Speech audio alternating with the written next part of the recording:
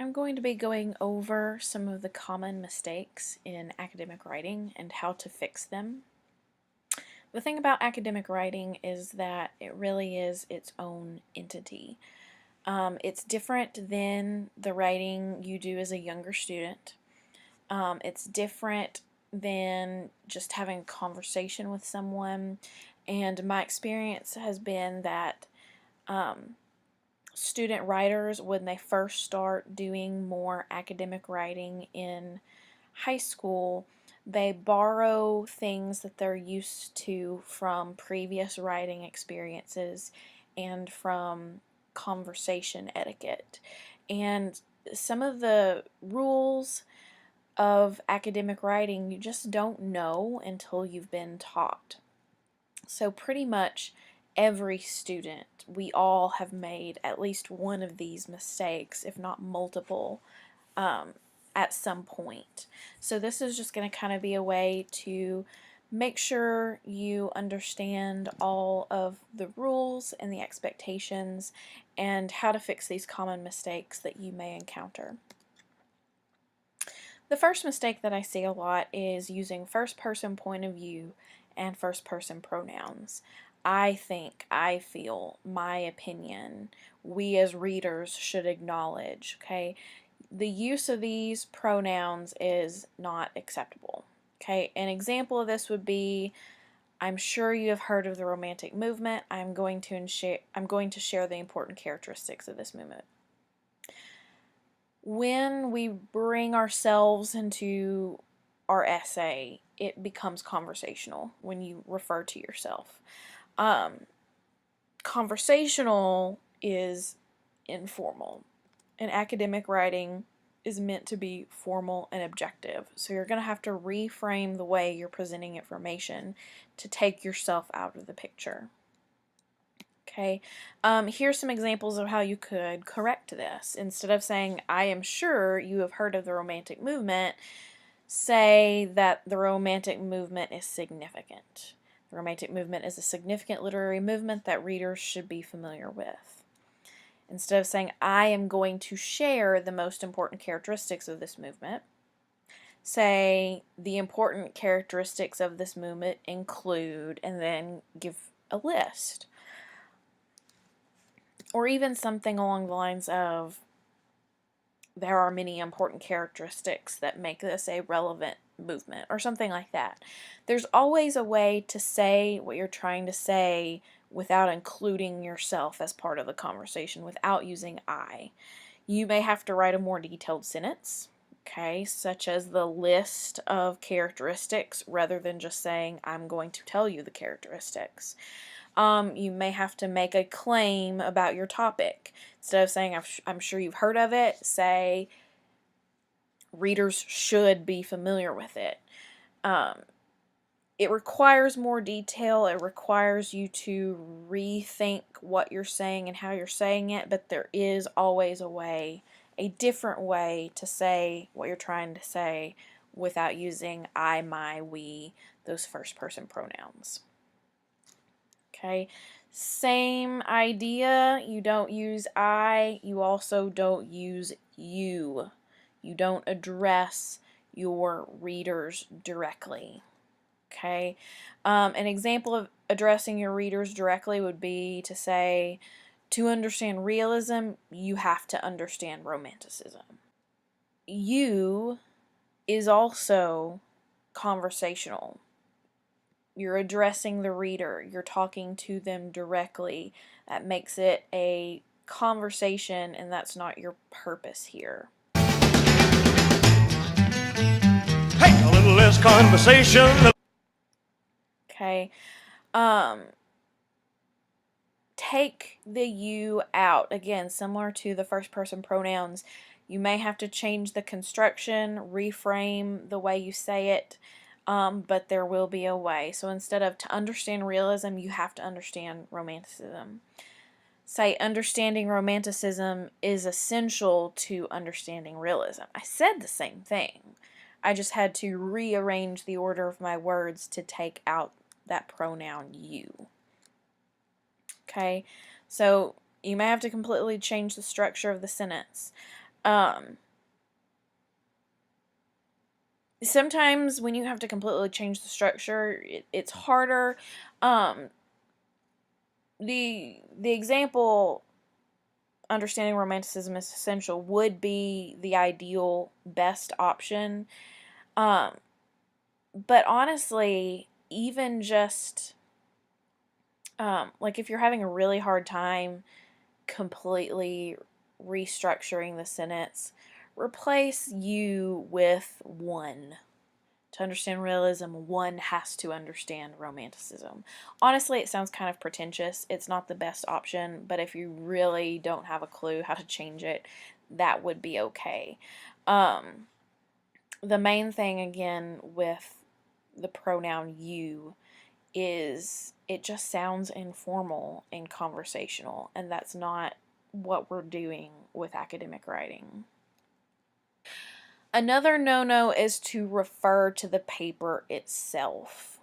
Okay, this is something that you may have done in earlier grades because it's easy. It's an easy way to say, here's what this paper is going to do. But it's not sophisticated writing. It's not formal writing, and we need to step away from referring to the paper itself.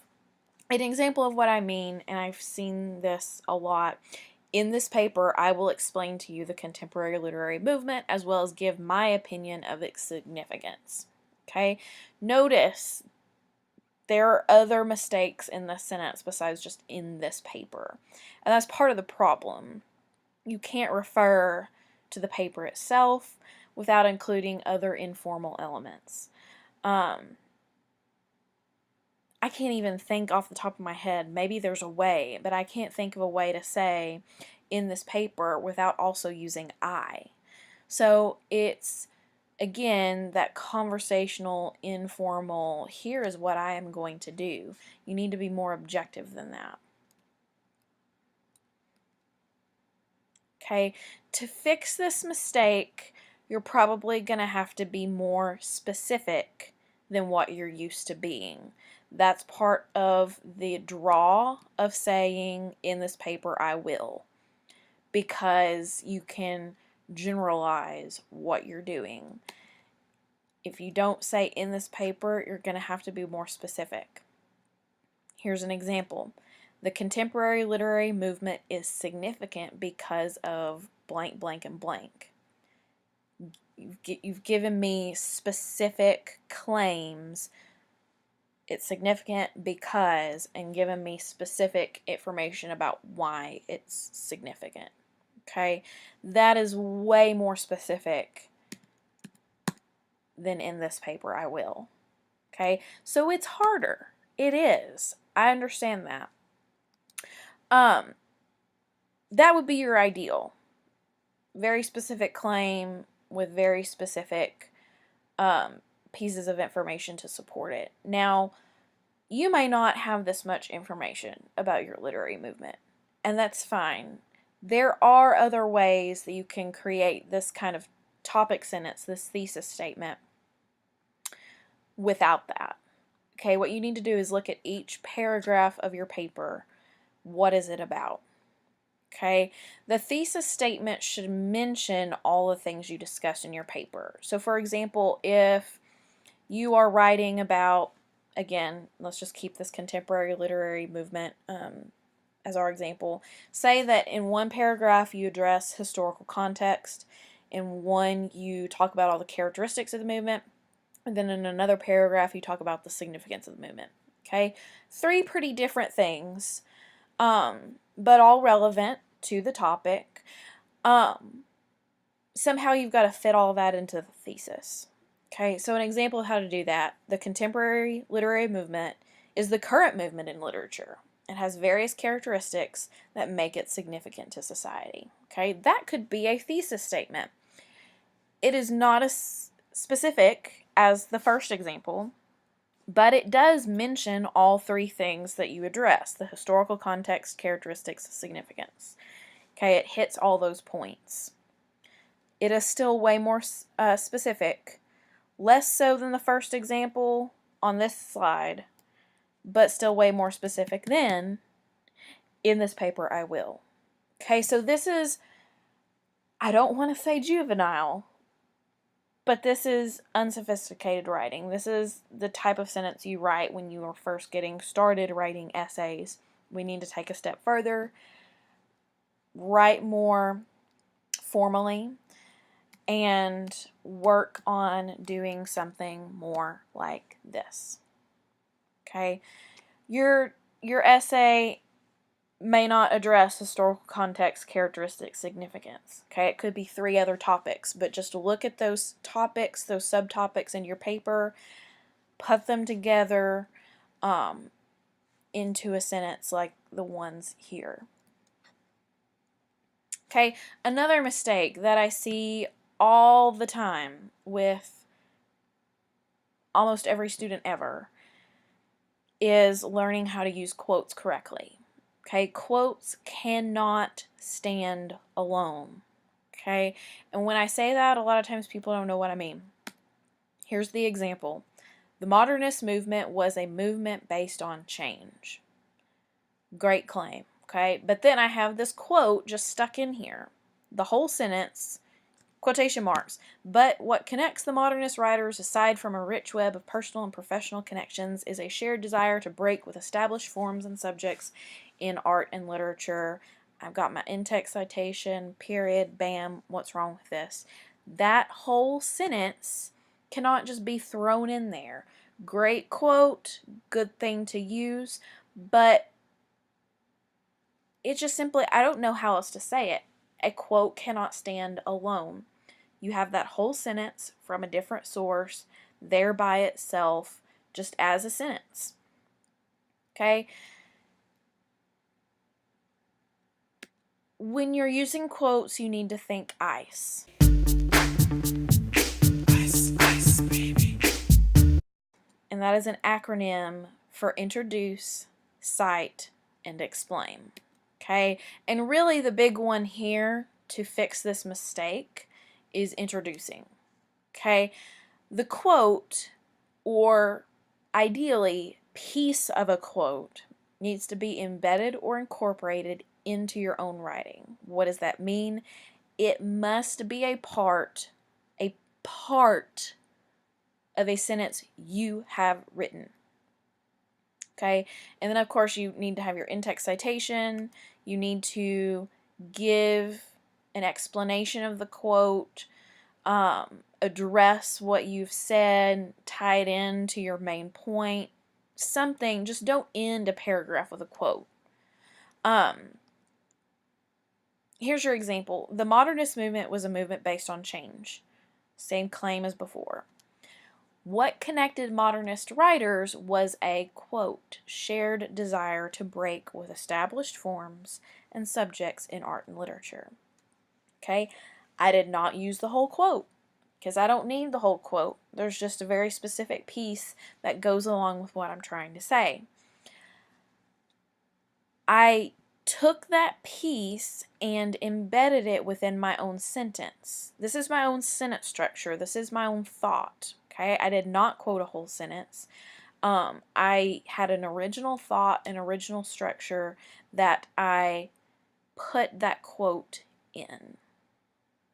Okay, this is sophisticated writing. It takes practice.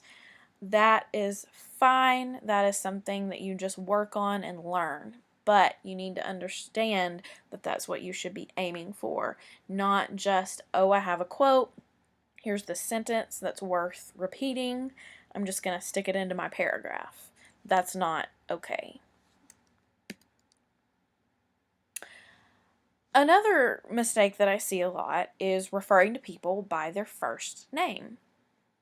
Okay, so an example would be you're talking about an author. Truman Capote is the author of In Cold Blood. Truman was also a friend to Harper Lee and was the inspiration for the character Dill in her novel To Kill a Mockingbird. That is actually true, fun fact. But what we're addressing here is the fact that you called him Truman. Okay, you don't know him. You are not on a first name basis with this guy. Okay, using first names is casual and conversational. and we've addressed this already, academic writing is not casual and conversational. Now, the weird thing is that Mr. or Mrs. or Miss, those forms of address are not right either. That is kind of your etiquette for conversation, respect in conversation.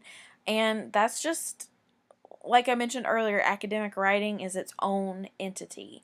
It has its own rules, its own etiquette. Okay, so yeah, it's respectful to say Mr. Capote, but that's not what we're trying to get across in our academic essays. Academic essays are not necessarily about showing respect to anybody. It's about making our point, showing our research, showing our expertise on the topic. What you actually need to do is either refer to the person by their full name, first and last, or by their last name. Okay? Truman Capote is the author of In Cold Blood. Capote was also a friend to author Harper Lee. Okay? Replace first names with last names. Okay, and then I have a few here that are just simple, straightforward. Don't use contractions. Contractions are also informal. That's kind of a part of conversational speech. It's just two words smashed together to make them easier and quicker to say. That's not formal. Okay, so to fix this mistake, you just simply need to go through your essay. Revising and editing is always important. Contractions, we use them a lot. You might unthinkingly use one. Just go through, skim your paper, make sure that you don't have any. And if you do, just change it to the two words they represent. And no exclamation points. Generally speaking, occasionally there might be a time where it's appropriate, but usually not. Exclamation points are considered informal. They express emotion, and I keep coming back to this idea of academic writing being objective and formal. Our purpose is to inform, is to present information, present our expertise on a topic. So we're not really going to be showing a lot of emotion here. And then you have your MLA mistakes, and MLA has been addressed in other videos, so I'm not going to go over every single error that I see, and I'm not going to go over how to correct all of those errors. The big thing is that once you're in high school and you're doing academic writing, be familiar with MLA. Or if you're in another class and you use APA or some other style, or, you have a teacher that uses elements of one but has his or her own special desires for how something is formatted, you just need to be familiar with what is expected of you. If that means that every time you write an essay, you go back online and double check what MLA requires, then do that. So it's going to kind of be up to you to make sure that you double check for any formatting mistakes. A few things that I do see pretty often are incorrect spacing, incorrect heading information, the date in the heading being formatted the wrong way, the header not being in Times New Roman font. It's not going to be automatically. You have to go in and change that. Works cited page citations do not have hanging indents. And there's probably others that I'm forgetting. These are mistakes that you need to be aware of, that you can make, that are commonly made. Just go through and, look at your paper with a fine-tooth comb. Revisit your MLA formatting requirements and make sure that you address these things. Okay, I'm probably forgetting other common mistakes, but these are just the ones that I see that I can think of that I see all the time. So be sure you check your papers for these academic writing mistakes. Again, these are common, and a lot of them you just don't know until you've experienced it, until you've been taught that, hey, this is not what we do in a formal essay. So put these rules into practice, and as you continue writing essays for classes in high school and then moving on into college, you will be well on your way to writing in a way that is appropriate for such writing tasks.